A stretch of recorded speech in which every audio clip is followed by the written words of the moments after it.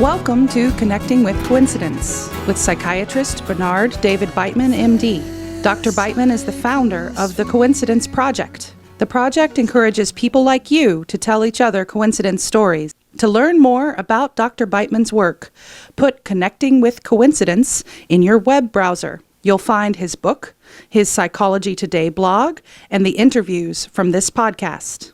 And now your host, Bernard Beitman, MD. Welcome to Connecting with Coincidence, CC with BB 2.0. Yes, I am your host, Dr. Bernie Beitman, MD. If you wish to support us here at Connecting with Coincidence, please like us and subscribe to our podcast on both YouTube and Anchor FM and other outlets. Increasing subscriber numbers increases our reach. And those of you watching us on YouTube, write us one of your coincidence stories in the comments section.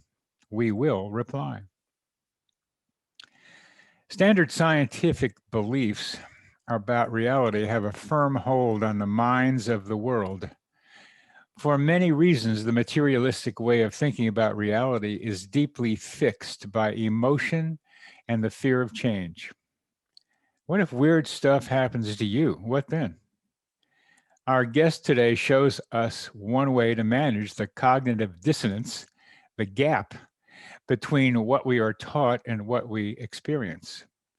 Most of us who go through this with synchronicity have to persevere through a period of wondering whether or not we're crazy. One solution is to investigate. Our guest did a lot of investigating and wrote a book to help her understand all this apparent weirdness. She found it's not so weird. In fact, coincidences are quite common. Denise Thompson-Slaughter is a writer and retired academic editor living in the Rochester, New York area. She has been curious about the nature of reality and the limits of the current materialistic scientific paradigms since she was 6 years old and experienced something no one could explain to her. More unexplainable experiences led her to finally research and write about these experiences in her new book, Explaining the Coincidence Closet, Exploring the Inexplicable. Cleaning the coincidence closet.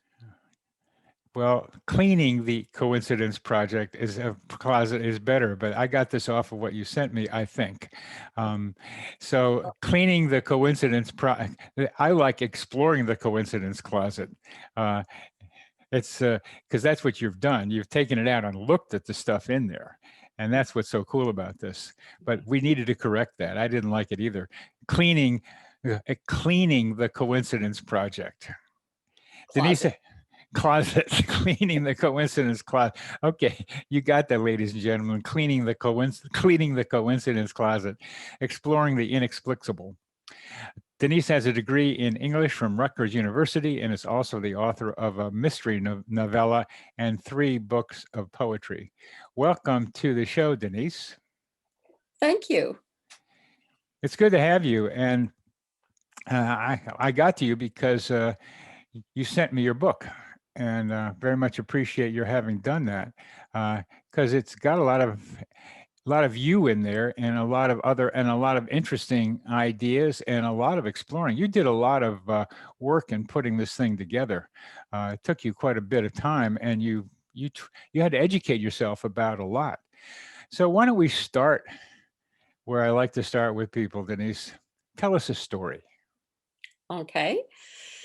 In 1990, my mom was in home hospice care, and I spent the last 2 months of her life with her. One day, I was reading their local newspaper, and this was a very small paper, came out twice a week, had maybe 6 pages. Where was this?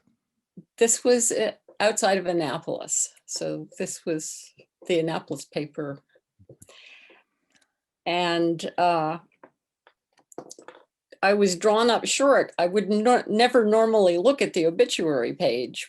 I think it came out once a week, but there was this big picture at the top of the page of this lovely young woman. And I recognized her as someone we had met in Mom's oncology doctor's office a year earlier.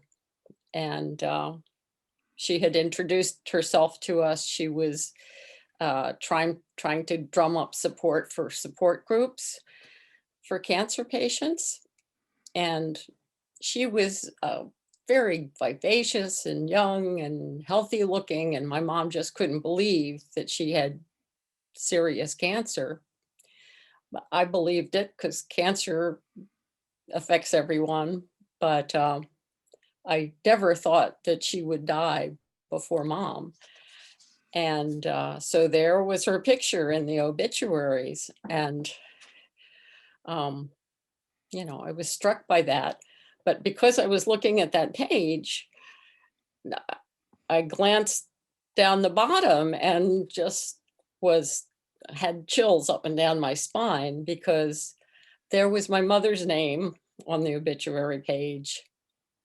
Her first name was Vivian, same spelling, the French spelling, which is fairly unusual in this country, and her last name. And also, which startled me, is that they did something that you don't usually see in an obituary, at least not nowadays, is they said where she lived, like set the 2000 block of thus and such street. And that was 2 blocks away. So it was just 2 blocks away from where your mother lived. Yes. So that was just so eerie. I didn't tell my mother, but it was When really you saw that, and you've had numerous weird experiences in your life, why don't you tell us more about what went on inside of you besides that it was eerie? It was upsetting. I thought it might mean something. I thought, you know, at first I thought, oh, maybe it's a mistake, but how could it be a mistake? We had no idea there was somebody with the same name living 2 blocks away from her. And it shook me up. It was like a sign of something. And indeed, it would seem to me, even though it's hard for you to say it, it's a sign that your mother's going to die soon. yes. That's what that And that was the case. I mean, 2 weeks later, I had to put my mother's data on the obituary page. Yeah. Now, much of what you write about is precognitive, Yes. precognitive experiences. And one of the things I've found talking to a lot of people is that people tend to specialize in kinds of coincidences they experience. I tend to be a generalist, which need to be for doing what I'm doing, but here you are a precognitivist, I would say. And this is an example of that. So what is it with you and precognition? And let's start with your mother and the newspaper article, but how have you come to explain this ability you have that somehow hit you somehow? How do you explain that now? You've in the later part of your book, you talk a lot about explanations, a whole bunch of ways of thinking about things. But how about for you, your mother, and the other precognitive experiences of yours? Well, most of them come to me in dreams. And I think that in dreams, we're sort of taken out of the flow of time.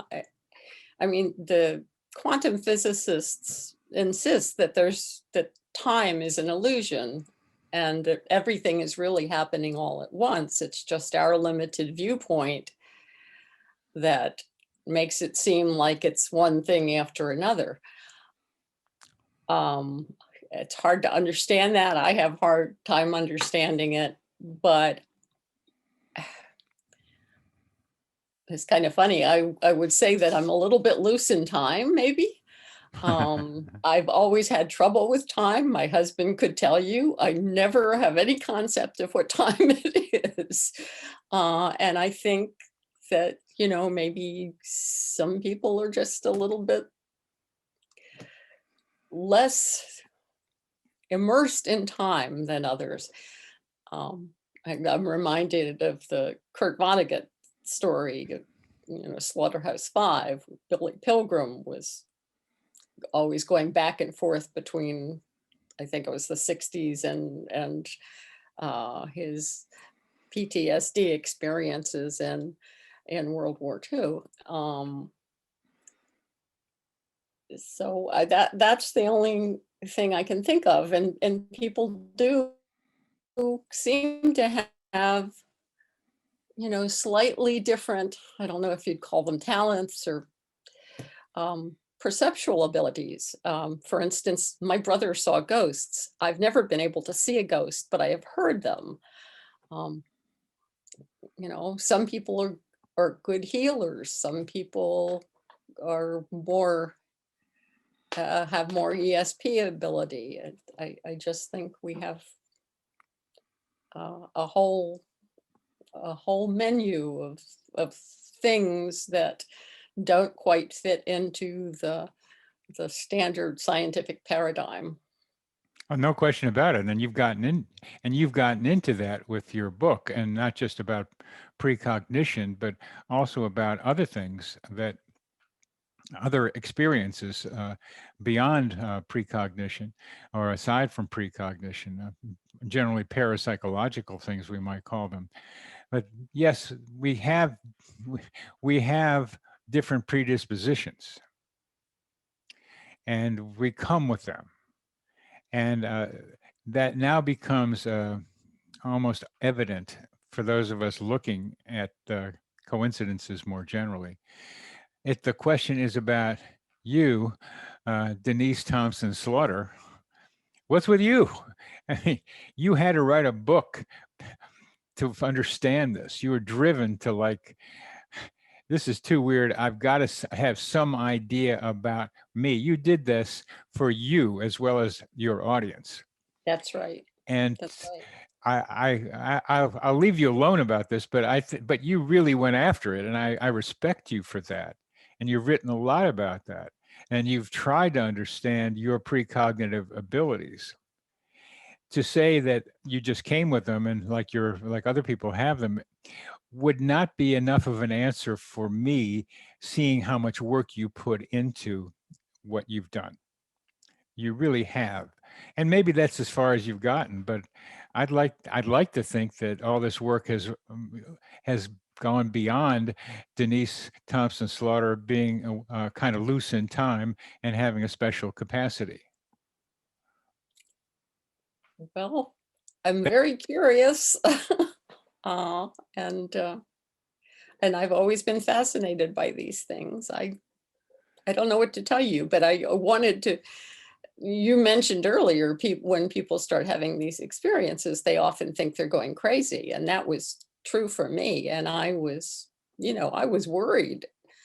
I needed to see for myself that I wasn't going crazy, and I needed to see that other people had had these experiences, and that there were even some scientists who could start explaining them in different ways, Yeah. based often on quantum physics.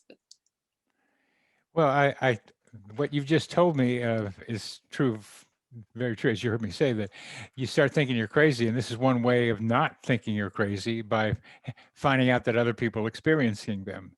And I'll leave the question there, but part of what I'm doing is trying to understand the nature of reality, which is what you wrote about yourself, trying to understand the nature of reality. And I continue to be curious about what's going on here, because I had this idea that they're not telling me something. They ain't telling me something. I got to figure this out here. So I got into this whole thing because to me, coincidences generally are clues to how reality works. Yes. So here's a woman who's got a lot of precognitive experiences. She's got some clues here. And I maybe you'll think about this later, but the elasticity of time, and not just quantum physicists, but mystics have said the same thing. It's be here now has been around for a while. It's all now. I had one experience of the endless now. For like a few minutes or a few minute or so, it just went forever in all directions. Is it eternity or is it infinity? It's different ways of talking about it. It was more like infinity rather than eternity, but they become somewhat similar. They are different when you start getting into them. And that was just, it went out from my eyes like this. And I've seen other people write about that, just like went on all forever, really, and infinitely. So I've had that experience, and that what we need in this reality is three-dimensional thinking to survive on Earth. It's been necessary to get along here. But we have these other capacities, and you have a key one, which among the parapsychological things is more debatable, because how do you know blah blah. I mean, there's a lot of questions about precognition that we're not going to try to get into, at least right now. But you let me say, are an expert in precognition simply because you've had a lot of them. Well, it's And not always a good thing. I mean, there are people who hate it, precognition. What do I do about it when I figure out that right. mother across the street's going to have her child run over by a car and I see it? Is it true? Is it going to happen? And then it happens and you feel guilty. There's a lot of problems with people who have precognitions. Yeah. What kinds of problems have you run into with your precognitive ability? Um, Mostly people tend to think of me as a Cassandra, I think. I'm often concerned that something bad is going to happen, and people are just like, "Oh, you're such a pessimist," but I'm not really a pessimist. In many ways, I'm an optimist, but I don't know. The whole COVID thing. I mean, I was so upset months before COVID came to the US because I knew it was coming and I knew it was going to be bad. And people were saying, oh, every people die from the common flu every year, and 1,000 people die from this or that every year. And I was saying, no, it's going to be like the 1918 epidemic. And people were saying, no, we have better medicine and I was, and I often have dreams where I'm trying to warn people about things. And of course, not all the dreams come true, but like I'll have a dream about a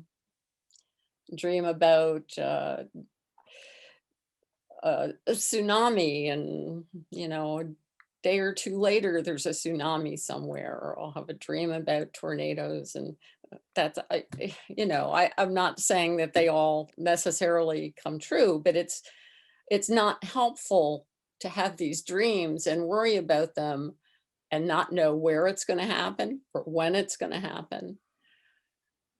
Which means So not being able to do anything about it. right, exactly. And the tsunami one is, and the COVID is another that are beyond your capacity. You just knew they were coming. That's one thing.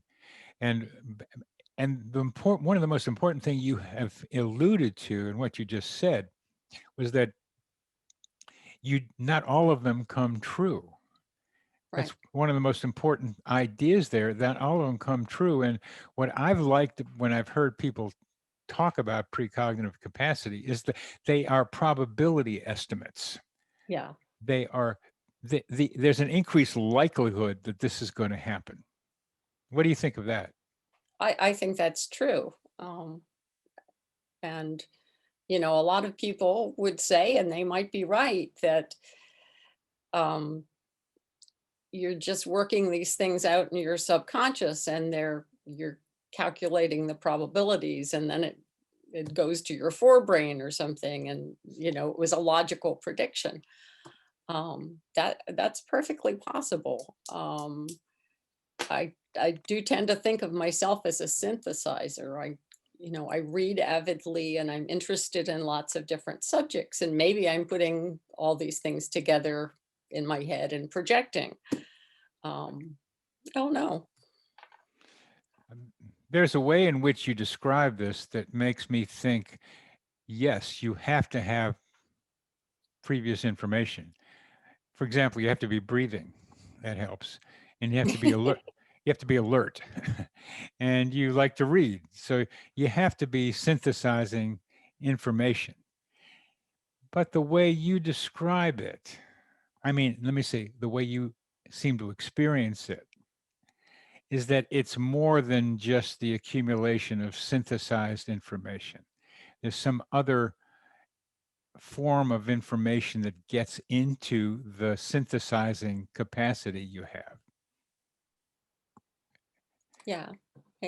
And certainly some cases couldn't possibly be synthesized. I mean, I had this terrible fear that a friend of mine was going to die, and I had no reason to think that, and no reason to know why, but it happened, and there was nothing I could do to stop it.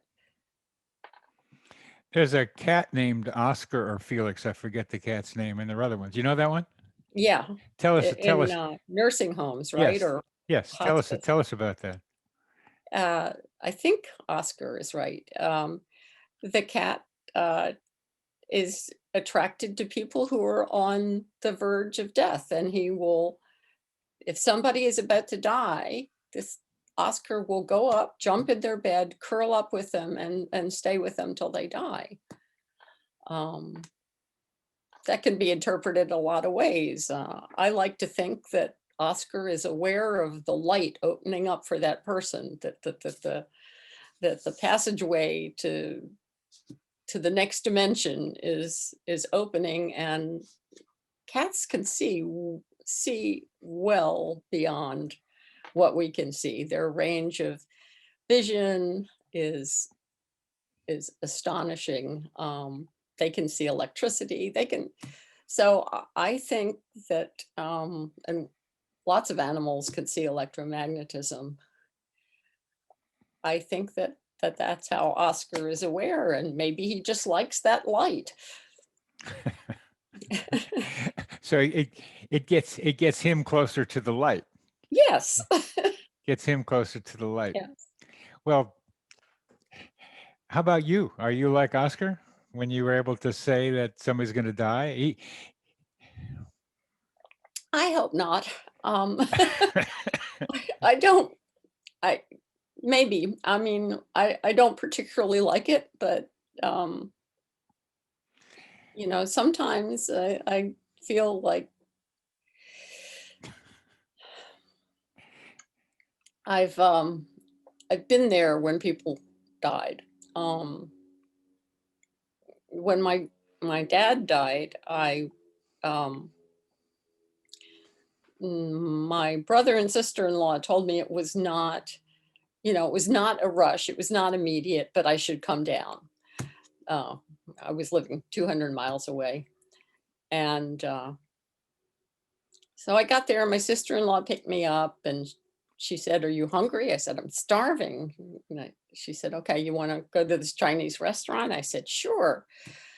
And, we had a nice lunch, and then we went to the hospital, and the nurses were like, "Oh, thank God you're here. We thought he wasn't going to make it." And I sat with my dad, and I held his hand, and I wasn't there half an hour before he passed. And they kept saying, "He was waiting for you. He was waiting for you." And of course, if I'd known he was waiting for me, I would not have stopped for lunch. But, they didn't, I guess my brother and sister-in-law didn't want to alarm me too much. And so they didn't tell me how close to death he was. But there was that. And, you know, I was with my mother when she died. I saw my brother the night before he died. He never became conscious again after that. Um, and we were with our son when he died, which I'm thankful for, because I would have felt terrible if I wasn't with him. But yeah, I sometimes bothers me that I seem to be like the last person people see before they die. Wow. I just felt a lot of emotions listening to you Yeah. and telling about that. Sadness was preeminent Yeah. in there. You know, I wonder if there's such a there there are midwives to bring new life into the world. Sometimes I worry that, you know, I'm like the opposite of that, that I'm there to accompany people out of the world. But you know, that's probably a gross exaggeration. I mean, it's not that many people, but still, it's very upsetting, and it leaves me upset for quite a while afterwards. It's You're beginning to sound a lot like Oscar, but reluctantly so. Yeah. The impact on you afterwards. Tell us about that, please.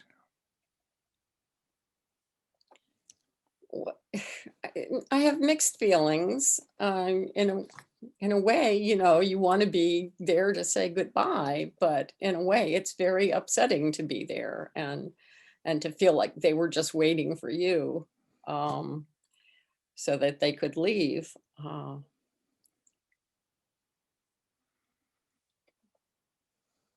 And I have um,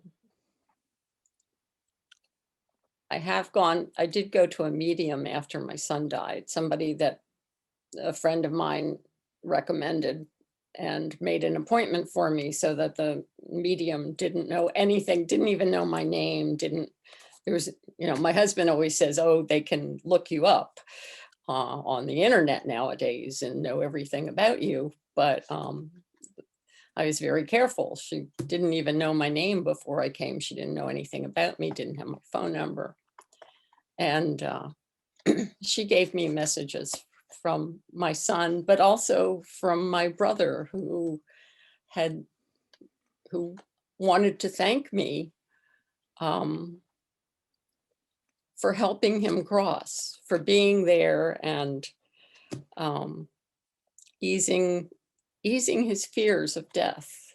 And I did. I had read that you should tell people there's nothing to be afraid of, that they can't do anything wrong, that they're safe, that it's going to be fine, and that they're loved.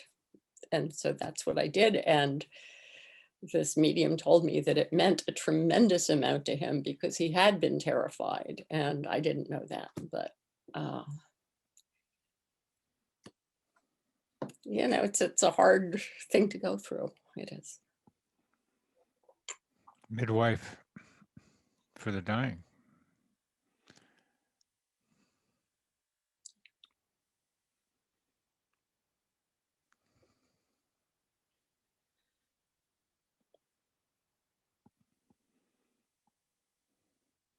Well, I wanted to pause just in memory of your loved ones, because that's what we're doing right now, is remembering them, remembering you with them,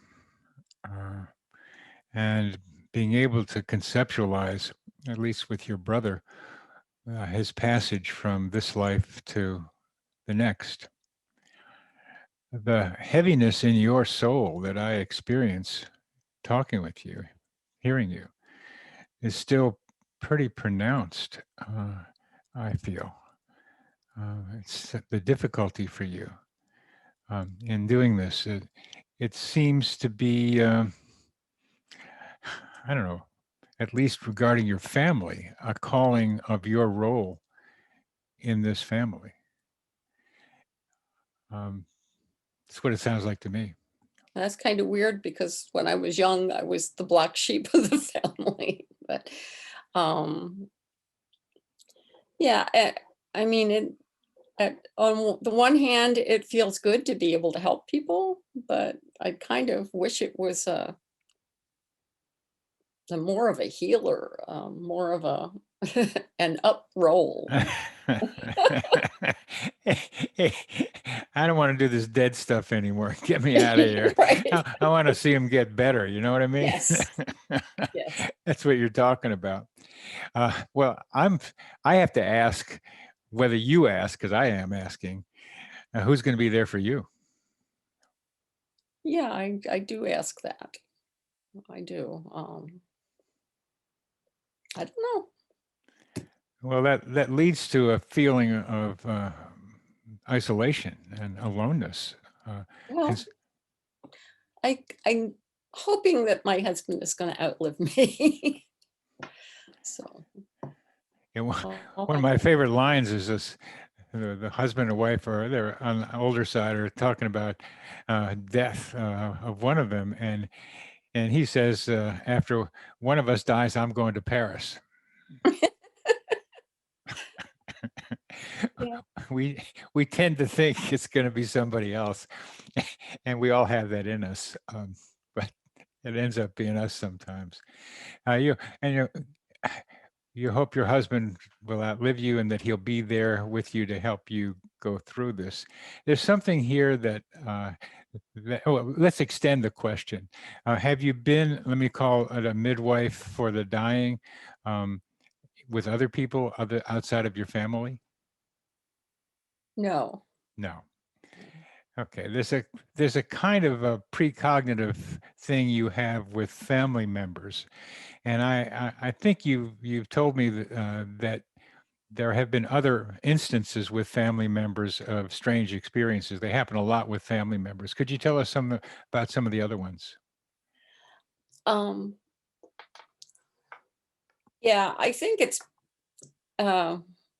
because of the brain's electrical field. I mean, people don't know the brain has an electromagnetic field that works 0 to 100 cycles per second, and I think that when we grow up around people, I think we learn to recognize their subconsciously, just like, if you smell the perfume your grandmother used to wear, or the cigars your grandfather used to smoke or something, you would automatically associate them. I think that we can pick up on our relatives, especially when they're in distress. And there was a period of my life when I was living in New Jersey and my parents were in Maryland. And sometimes I'd wake up with a headache, which would be weird because I never get headaches, or a backache, which I had never gotten backaches before. And, I'd get, an upset stomach, I'd get these weird symptoms. And then that day or a couple days later, I'd talk to my mom on the phone and she'd say, "Oh, your dad hurt his back putting in the air conditioner," or "Your dad's got a terrible headache," or "Your dad's got an upset stomach." And as soon as she said that, as soon as I knew that it was my dad's pain and not mine, it would go away. I would be fine. And that was just so strange to me. And why didn't I not feel it with other family members? It's, we weren't like this. We had sort of fought through the 60s, so I don't know. It's still a mystery. You don't have to know. I'll tell you that I call this simulpathy, the experience of the pain of the loved one at a distance. Simulpathy, feeling the pain around the same time. And there's it happened with me when my father, 3,000 miles away, you've seen it in my book. Yes, I was choking, he was dying, choking on his own blood. And it right. was more choking than I've ever done before. So I said, hey, wait a minute, there's something going on here. And looked at Ian Stevenson's work on the subject called Telepathic Impressions. And there's a lot of stories like this. So what I'm looking for is what you're starting to say is that we have energetic, vibrational, let me say, pathways or it's a narrow thing for each person. What Yeah. that electromagnetic thing is. I'm very much interested in interpersonal energy, the picking up energy between and among people. Uh, I wrote a post called Chi Whiz, Chi Whiz, looking at interpersonal energy, because chi and energy have something to do with each other in some Eastern thought. And what is it? I can see it between people in the present. Visually, you can see it? Sometimes I can see it, but more I can feel it. But I can see it.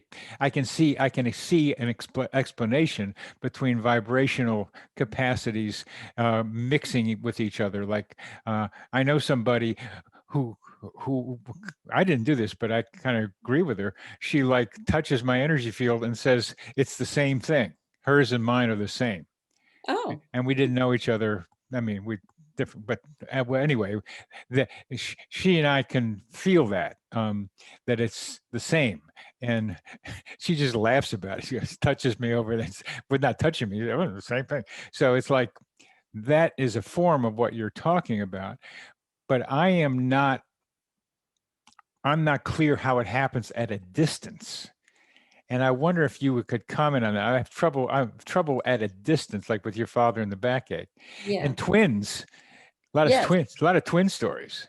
Uh, they're on the same wavelength. they're on the Literally, same at at a distance. So that's yeah. how do you conceptualize that wavelength resonating with each other at a distance? Well, just think about all the waves that are going through the air that we can't see.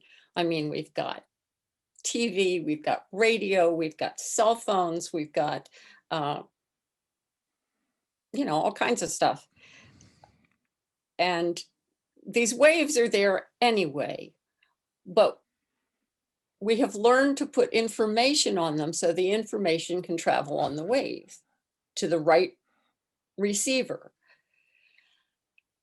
And I think that, it's almost like a radio, that we each have our own little wavelength, and anybody who's tuned into that wavelength could theoretically pick up on it, although they're probably not interested. It's probably subconscious background noise. But if it's a family member, if it's somebody in extreme emotional, even a stranger in extreme emotional distress, I think that we can pick up on it. We can accidentally tune into their channel.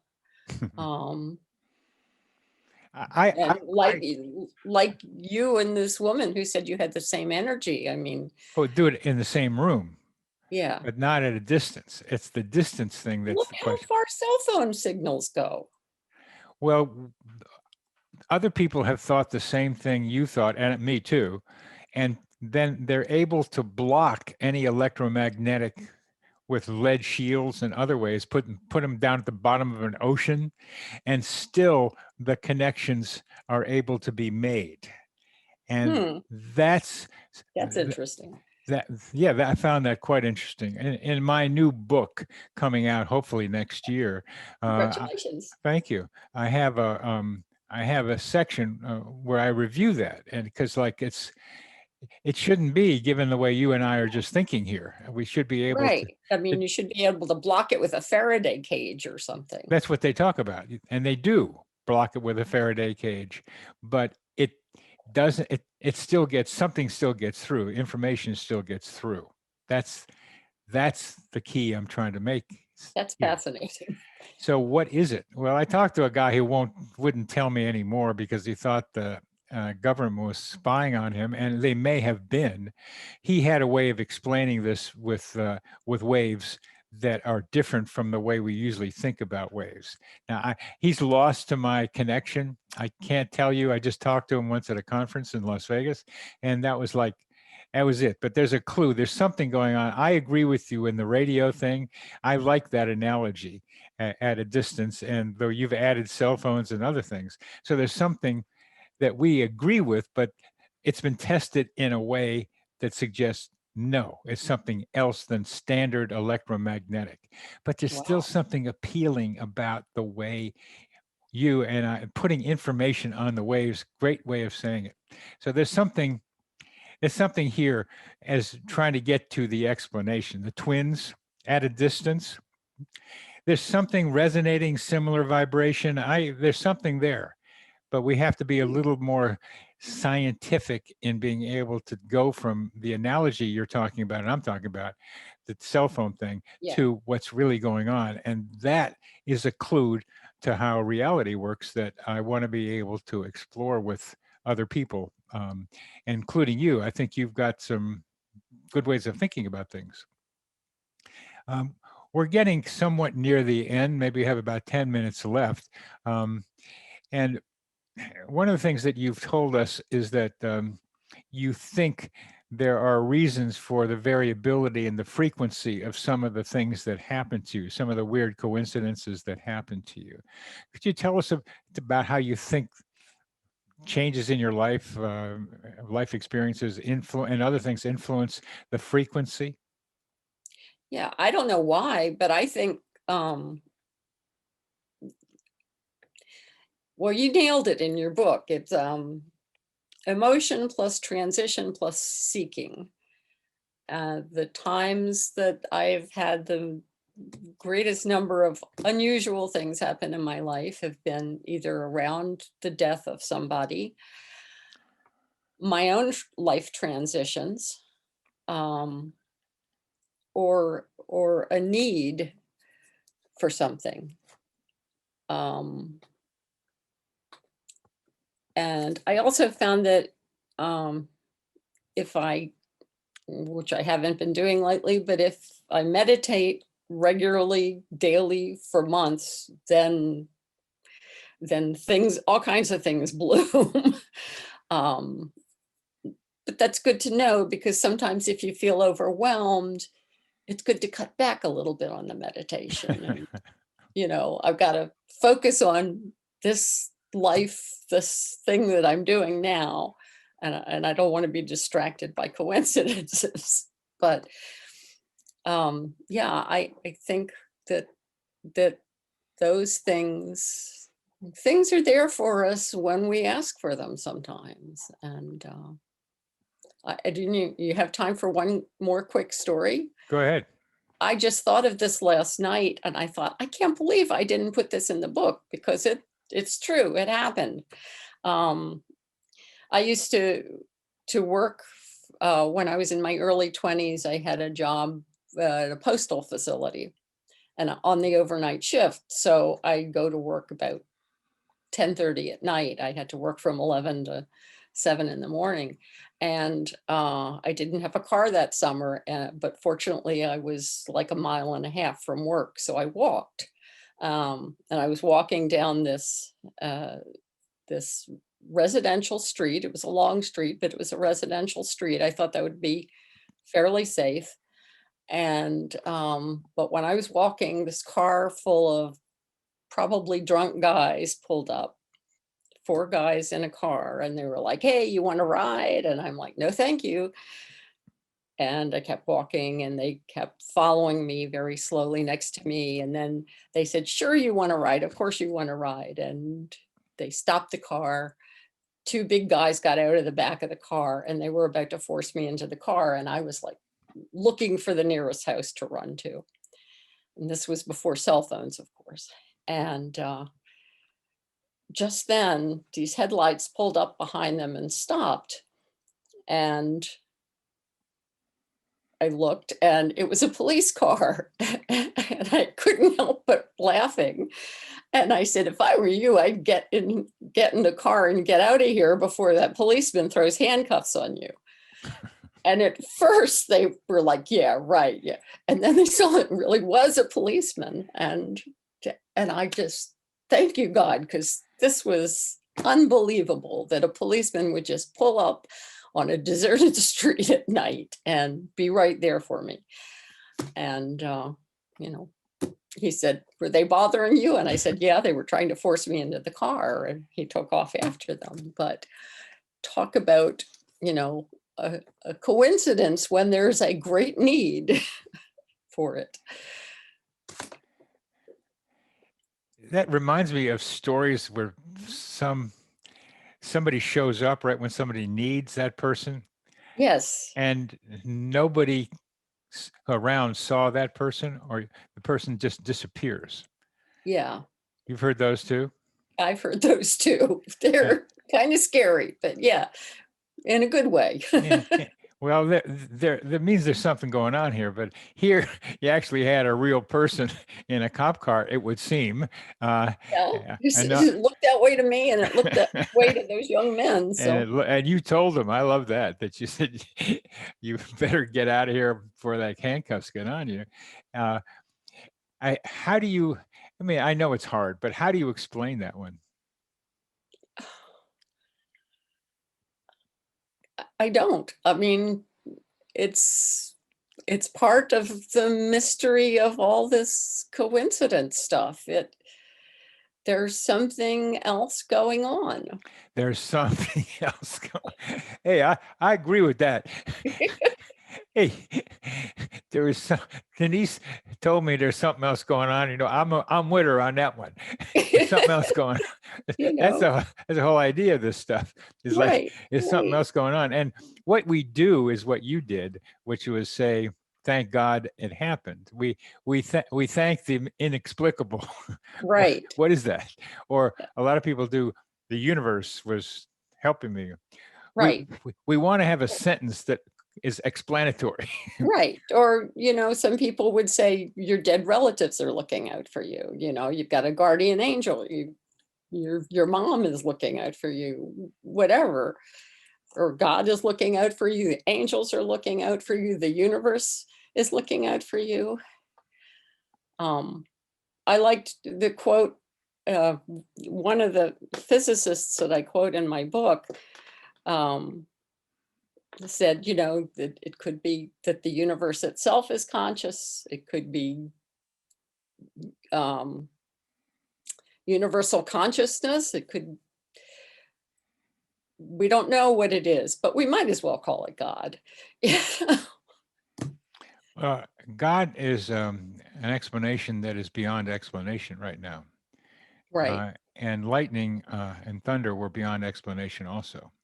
Yes. But we're able to show how lightning and thunder were related to each other. It wasn't just Zeus or somebody throwing lightning bolts. Right.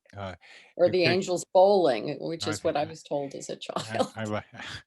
I was told it's a lady upstairs. We lived in a duplex with people upstairs. Oh, okay. Yeah. That's what I was told. Very noisy lady upstairs. Very noisy. We want explanations. And so we go for God, and then a lot of other stuff that can follow from that.